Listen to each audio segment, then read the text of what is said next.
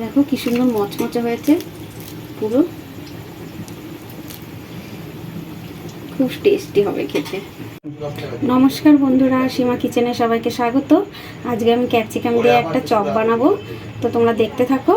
ক্যাপসিকামগুলো পেকে গেছে।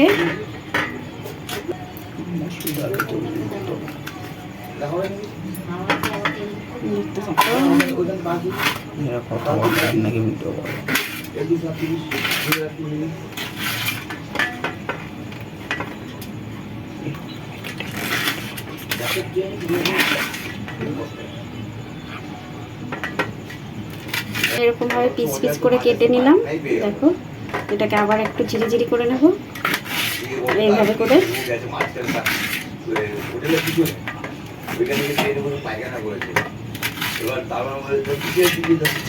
তোমরা আমি কিরকম করে কেটে নিয়েছি সবগুলোই।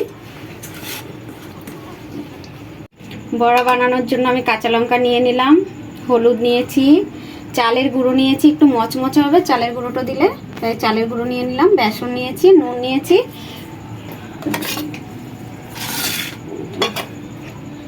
সবগুলো দিয়ে মাখাবো ভালো করে। ওটার জন্য আমি একটু চিনি নিয়ে নেব, অল্প করে একটু চিনি দেবো, স্বাদ হবে।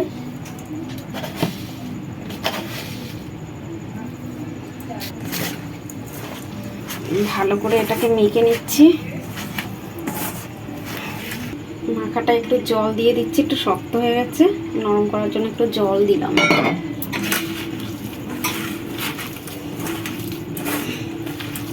হালকা একটু জল দিয়ে মেখে নিলাম, মেখে নিচ্ছি। দেখো মাখাটা কি সুন্দর হয়েছে, এরকম হবে।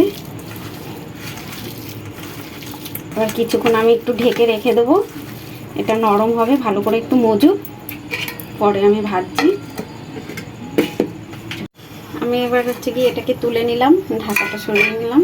দেখো আমি 10 মিনিটের মতো মেখে নিয়েছিলাম, একদম কি সুন্দর নরম হয়েছে।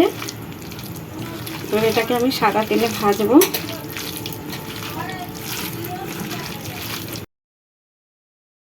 সময় আস্তে আঁচ করে নেব, বড়া যত সুন্দর আস্তে আজে ভাজলে ভালো মচমচে হবে। কম আঁচে আমি অনেকক্ষণ ধরে ভাজলাম। দেখো এখন লাল লাল হয়ে গেছে, আমার এপাশও হয়ে গেছে।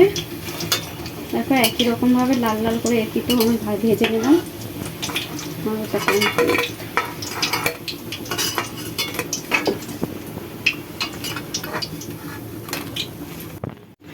দেখো কি সুন্দর মচমচে হয়েছে পুরো,